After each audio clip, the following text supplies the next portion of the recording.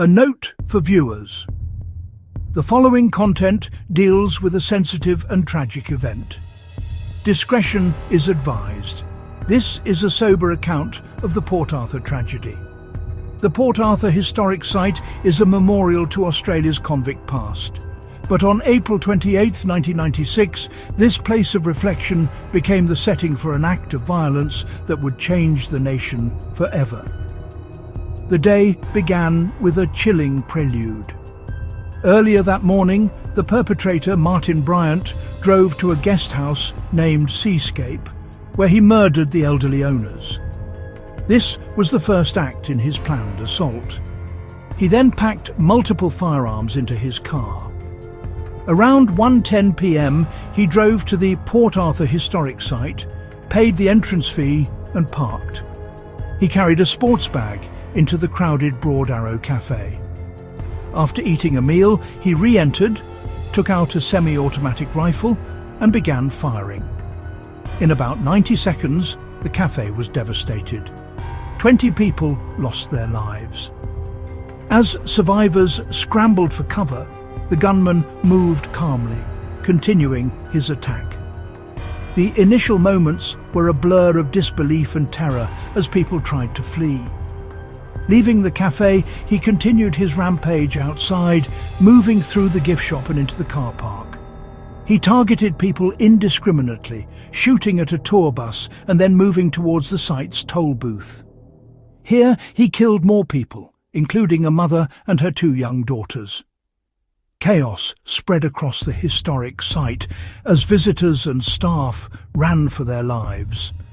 The sound of gunfire echoed across the once peaceful grounds. Bryant returned to his car and drove towards the exit, killing more people at the toll booth before speeding away. On the road, he attacked others, taking a hostage before driving back to the Seascape guest house, the same place his rampage began. He barricaded himself inside. By late afternoon, police had surrounded the property, beginning an 18-hour siege. Throughout the long, tense night, Special Operations Group officers attempted to negotiate, but their calls went unanswered. The siege reached its climax at dawn on April 29th. Around 8 a.m, Bryant set the guest house on fire. As smoke and flames billowed from the building, he emerged, his clothes alight and suffering from severe burns. He was immediately apprehended by police. The long ordeal was over. Taken into custody and treated for his injuries, he was formally identified as Martin Bryant. He was charged with 35 counts of murder and numerous counts of attempted murder. Initially pleading not guilty, he changed his plea to guilty on all charges before his trial began. This avoided a traumatic court case for the survivors and victims' families. On November 22, 1996, he was sentenced. So, where is he now? Martin Bryant is serving 35 life sentences, with the judge ordering he should never be considered for parole. He is incarcerated at the Risdon prison complex near Hobart in a high-security unit.